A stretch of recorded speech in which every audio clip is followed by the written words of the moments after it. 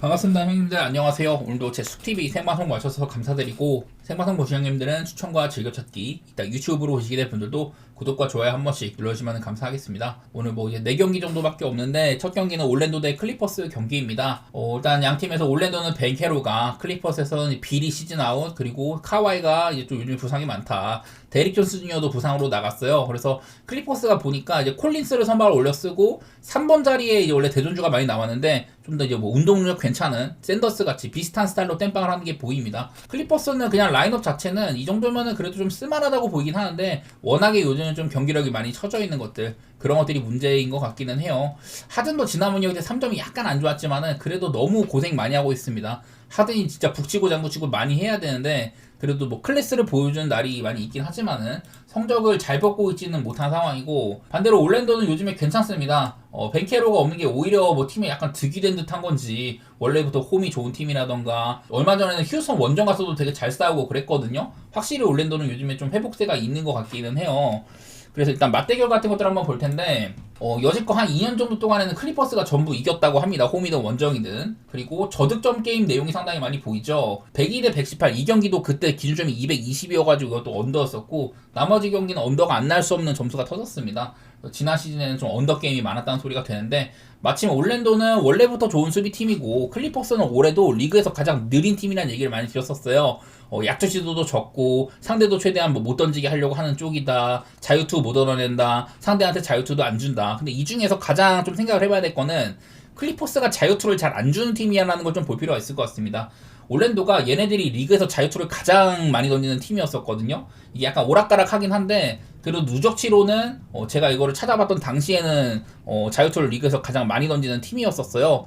저런 것들을 또 이어갈 수 있을지는 모르겠지만 어쨌든 올랜도는 자유투를 상당히 많이 던지는 팀이고, 올 시즌 현재 15경기 전체 기록을 봐도 레이커스보다도 많이 던지는 31.7회로 유일하게 경기당 평균 자유투가 30번이 넘는 팀이거든요. 그래서 자유투에 대한 빈도도 높고 또 자유투 성공률도 80% 상당히 높은 팀이기도 합니다. 그러다 보니까 내일 클리퍼스는 좀 파울 관리를 해야 될 필요가 있는데, 어쨌든 올랜도가 3점 슛도 많이 안 시도를 하고 안 던지는 편이죠. 야투도 많이 안 던지는데 인사이드 빈도가 높지만은 거기서 떠도내는 이런 좀 자유투 빈도가 높다. 그래서 이거는 좀 자유투 같은 것들로 언더오버는 갈릴 가능성이 있어 보이긴 합니다. 그래도 어쨌든 올 시즌 클리퍼스가 딱히 막 수비적으로 좋게 지키지는 않지만은 일단 상대를 최대한 못 던지게 하는 것들, 그런 거는 보이고 있고, 요즘에도 뭐 기록상으로도 수비가 딱히 좋아 보이진 않아요. 대신에 뭐 공격도 그냥 지지부진인데, 마침 올랜도는 여기 있는 것처럼 색깔이 비슷합니다. 공격 잘 안 되고 3점에는 재능이 별로 없는 팀인데 수비 자체는 괜찮게 되고 있다. 요즘에 베인이 조금 살아난 게 있고요. 그리고 썩스도 올 시즌에 야투율이 50%가 넘어요. 3점은 별론데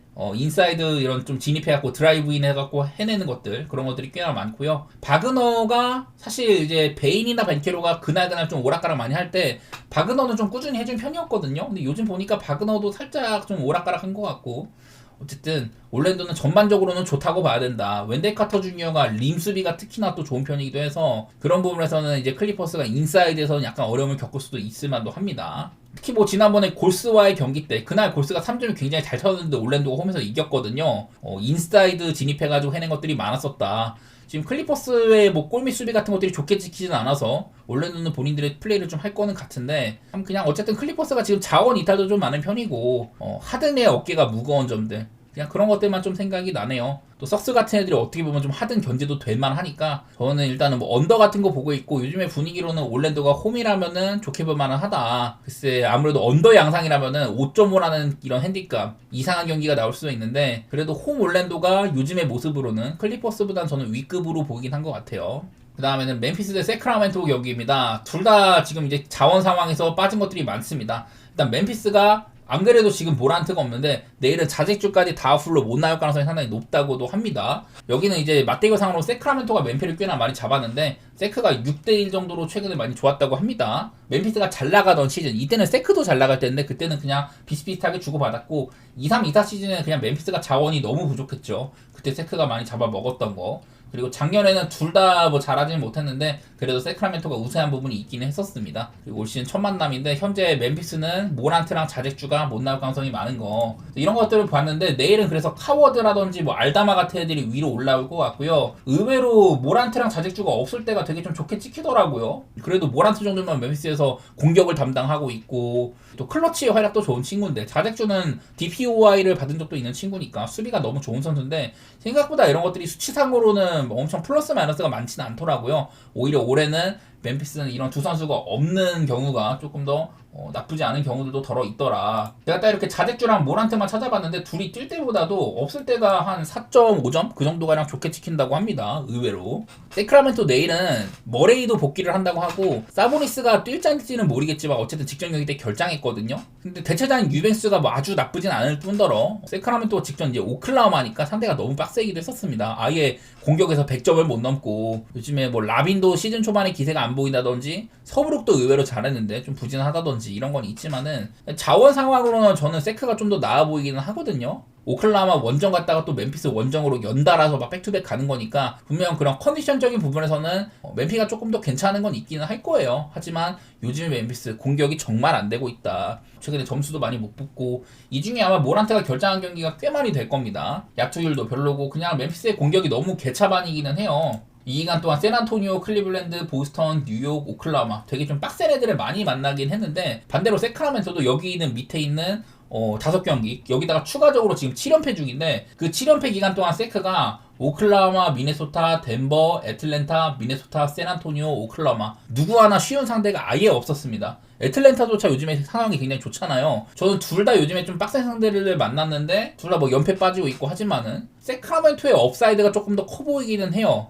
멤피스의 일단 결장인지라서 세크라멘토가 참 뭔가 얘네들도 아이덴티티가 없는 플레이들 그런 것들이 참 망설여지긴 하는데 그래도 머레이라는 좋은 수비수가 온 거 3점 지원도 되는 친구이기도 하죠. 무조건 플러스가 되는 선수여가지고 세크라멘토의 로스터 상황이 조금 더 나아 보이긴 하거든요. 둘 다 요즘에 이런 모양의 공격력이라면은 234점을 받은 거는 저는 언더도 고려해볼 만하다고 보기는 합니다. 둘 다 페이스는 꽤나 빠른 팀인데 여태 최근 경기들에서 그렇게 막 오바 게임이 많이 안 나왔었어요. 멤피스가 이 뉴욕이랑 붙었던 거 그때 120대 133으로 그날은 뭐 3점도 꽤나 꽂히고 평소보단 괜찮은 날이긴 했는데 그런 날들이 많지는 않습니다. 딱히 뭐 그리고 내일 모란트라든지 자직주가 없으면은 좀 더 상대의 어그로를 빼줄 만한 이런 특급 공격수가 별로 없는 것도 있어가지고 그런 부분에서는 뭐 세크라멘토도 크게 어려움을 안 겪을 것 같기도 하고 전 개인적으로 세크라멘토의 프렌이나 뭐 언더 그렇게 보고 있는 경기입니다. 둘 다 요즘에 상대들이 워낙에 빡셌어가지고 서로를 상대하는 게 마음은 좀 편할 것 같긴 한데 세크라멘토의 이슈라면 아무래도 이런 백투백 원정이라는 점들 그런 거 말고는 크게 뭐 나빠 보이진 않습니다. 자 다음으로는 샌안토니오 대 애틀랜타입니다. 샌안토니오는 웬베냐마랑 캐슬이 없는 거 특히 웬베냐마가 없는 게 상당히 크게 다가올 것 같아요. 그리고 애틀랜타는 이제 트레이 형이 없는 와중 요즘에 너무 잘하고 있습니다. 아마 트레이 형 빠지고 나서 제가 8승 3패 11경기 동안 8승 3패라는 얘기를 많이 드렸어요. 직전 경기 상대도 디트로이트였으니까 그리고 그날에는 리사셰나 포르징기스까지 빠져가지고 자원 이탈이 심했는데 그 경기조차 막판에 좀 잘했었거든요. 초반에 좀 많이 밀렸지만 그거를 어느 정도 비비는 게임까지 가기도 하고 애틀랜타의 저력을 또 확인할 수 있는 경기였던 것 같습니다. 그날따라 또 다니엘스나 또 제일런 존슨 이런 애들의 스틸 같은 것들도 눈부셨는데 다른 날보다는 야투발이 조금 안 살았던 날인 것 같기는 하더라고요. 뭐 그 정도의 아쉬움은 있지만 어쨌든 요즘에 좋은 분위기가 직전 경기력에서도 보여줬다. 디트로이트가 지금 동부 1위에다가 이제 11연승인가 달리고 있는데 그런 팀을 상대로도 좀 할 만큼 한 거여가지고 저는 애틀랜타의 경기력 자체는 괜찮게 보고 있습니다. 단순하게 애틀랜타는 이제 트레이 형의 유무랑 좀 같이 보면은 트레이 형이 있는 동안 마이너스 8.2였었다. 근데 최근 이제 한 11경기 정도 되겠죠. 트레이 형이 없는 시간에는 플러스 5.45로 없어지니까 수비가 확연히 14점이나 좋아졌고 공격은 생각보다 별 차이가 없거든요. 그런 부분에서 애틀랜타의 경기력이 이 수비가 안정화되면서 좋아진 것들이 있더라. 그리고 웬베냐마에 관한 지표입니다. 샌안토니오는 웬베냐마가 수비가 지금 뭐 거의 엄청나기 때문에 여기 있는 것처럼 웬베냐마가 있을 때는 한 5.7점 정도로 아주 큰 차이가 나는 것까지는 아니지만 어쨌든 수비가 확연하게 웬베냐마 있는 구간이 좀 더 잘 되는 것들이 있습니다. 여기다 뭐 스테폰 캐슬도 얘도 그래도 운동력 워낙에 좋기도 하고 턴오버가 문제인데 그 외의 부분들은 칭찬할 부분들이 꽤나 있는 선수이기도 해요. 또 이제 직전 경기 때 샌안토니오가 멤피스를 상대를 했는데 그만큼 지금 멤피스가 안 좋은 상태라는 얘기를 제가 계속 했잖아요. 근데 그날은 또 이제 해리슨 반즈의 맹활약과 더불어서 다른 뭐 벤치 자원들의 활약들 그런 것들이 있었는데요. 올 시즌 해리슨 반즈의 효율이 엄청납니다. 2점 슛 야투율이 거의 뭐 70%에 육박을 하고 3점도 48.7%로 쏘고 있어요.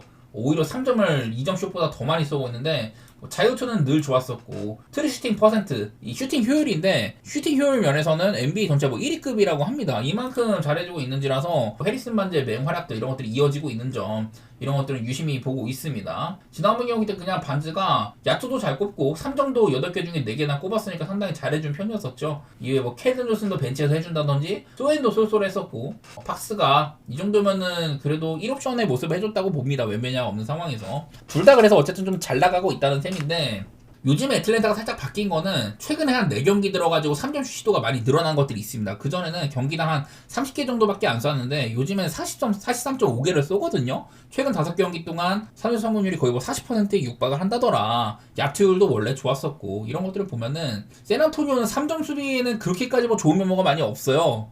여기에는 또 이제 웬매냐마가 있는 경우들이 좀 껴있기 때문에 최근에 수비적은 조금 떨어졌다고 봐야 되고, 저는 내일은 애틀랜타가 3점이 조금 이제 들어가 준다면은, 요즘에 넣은 만큼만 해준다면은 제가 생각하는 부분 정도는 뽑아줄 수 있을 거라고 보는 편입니다. 뭐 이게 원정이란 게 아쉽기는 하고, 어쨌든 좋았던 상승세가 직전 디트로이트전에 끊긴 거 그런 게 있긴 했지만, 저는 직전 경기에서 샌안토니오가 웬매냐가 없는 경기에서 멤피스한테 좀 이제 고전하다가 4쿼터 때 역전을 했거든요. 그런 부분들이 좀 더 눈에 들어오는 것 같습니다. 심지어 그 경기도 홈이었는데 이게 애틀랜타 역배기도 한데, 오늘도 이제 시카고 경기가 딱 이제 핸디값에서 갈리는 그런 경기도 있었던지라 그냥 저는 일반승 정도로만 보고 싶고 언더도 같이 보도록 하겠습니다.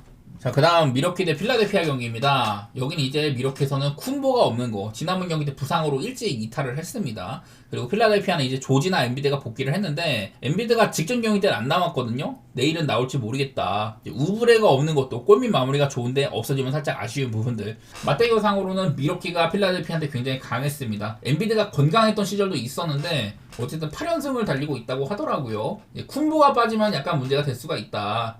자, 뭐 아시다시피 쿤보가 지금 온 오프에 따라서는 거의 뭐 한 팀의 19점가량을 좌우하는 모습이 있습니다. 쿤보가 있을 때가 득점이 한 22점가량 잘 되는데 없어지면 공격이 많이 빠지고요. 수비적으로도 쿤보가 있을 때랑 없을 때 차이가 크지가 않습니다. 한 2점 정도밖에 차이가 안 나가지고 쿤보가 없어지면은 뭐 약간 언더로 가는 것들, 득점에서 빠지는 게 많다 보니까 그냥 경기력 저하가 많이 느껴지는 부분이 있어요. 저번에도 오시윤 쿤보의 이런 출전이나 결장한 경기들 보니까 생으로 빠진 경기가 2번 있었는데 한 번은 이제 골스를 무려 잡아냈던 경기입니다. 이때는 뭐 롤린스의 맹활약이라던가 팀의 3점 같은 것도 40%가량 들어갔었던 날이었는데요. 좀 최근 경기 샬럿한테 그냥 무참히 밟혔습니다. 이날도 쿤보 대신에 올라온 쿠즈마가 별로 잘하지 못했었고, 게트주라든지 AJ 그린 이런 애들 3점도 별로 빛이 발하지 못한 날이었습니다. 그냥 라이언 롤린스가 유일하게 좀 활약을 해줬었고요. 포르티스도 벤치에서 나름대로 했지만은 또 콜 앤서니의 야투가 망한다든지, 이날도 3점 자체가 뭐 아주 안 들어간 건 아니지만은 전체 시도 중에서도 3점 비율이 좀 낮습니다. 미러키답지 않게. 미러키가 원하는 플랜대로 안 됐다는 거. 쿤보같이 인사이드에서 어그로 끌어준 친구가 없으니까 외곽에서도 딱히 좋은 찬스가 안 나고 전부 다 컨테스트 되는 샷이 많았어가지고 퀄리티가 별로였다는 의미가 되기도 합니다. 사실 뭐 작년 맞대결이 전부 이긴 거나 그런 것들은 전부 뭐 120점 이상을 뽑은 그런 대승이긴 했는데, 지금 뭐 쿤보가 없으니까 그런 것들 딱히 뭐 볼 건 없을 것 같고요. 그리고 필라델피아는 내일 이제 백투백입니다. 그래도 직전 경기 때 엔비드나 조지가 없었는데도 그리고 뭐 토론토한테 아주 못 싸우진 않았어요. 좀 막판에 추격하는 것도 보였었던 것 같고, 확실히 이제 맥시가 시즌 초반에 굉장히 좋았다가 약간 좀 평균 회귀하는 부분이 있긴 합니다. 시즌 초반에는 야투율도 좋았는데 그거보다도 3점 확률이 더 좋았거든요. 팀의 3점도 뭐 한 40%가 넘고 그랬지만은 요즘에는 좀 다운그레이드 된 부분이 있습니다. 지친 모양인지 워낙에 맨날 갈아쓰다 보니까. 그리고 에지컴도 시즌 초반에는 그냥 뭐 신인이랑 1순위였는데 요즘에 에지컴도 활약도나 야투율이 조금 떨어진 것들이 많이 보여요. 내일도 엔비드가 뭐 뛸지 안 뛸지는 모르겠지만 엔비드도 나올 때 괜찮은 도 분명히 있습니다만은 사실은 또 별로일 때도 분명히 있기도 해요. 그리고 엔비드가 있냐 없냐는 이게 또 수비적으로도 많이 보이거든요. 엔비드랑 맥시, 뭐 맥시는 당연히 뛸 테니까 위에 있는 거 맥시가 뛰고 엔비드는 이제 안 뛸 때랑 뛸 때랑 비교를 해봤는데, 엔비드가 뛰게 되면은 득점이 한 10점가량 올라간다고 하더라고요. 하지만 수비에서 잃는 게 12점이나 많아진다. 지금 엔비드는 부상이 너무 심해가지고 못 따라갑니다. 미스매치 같은 거 못 따라가고 그냥 뭐 수비적으로도 기여도가 크지가 않아요. 옛날 같지가 않아서 오히려 엔비드가 출전할 때 약간이나마 마이너스로 가는 게 보인다고 합니다.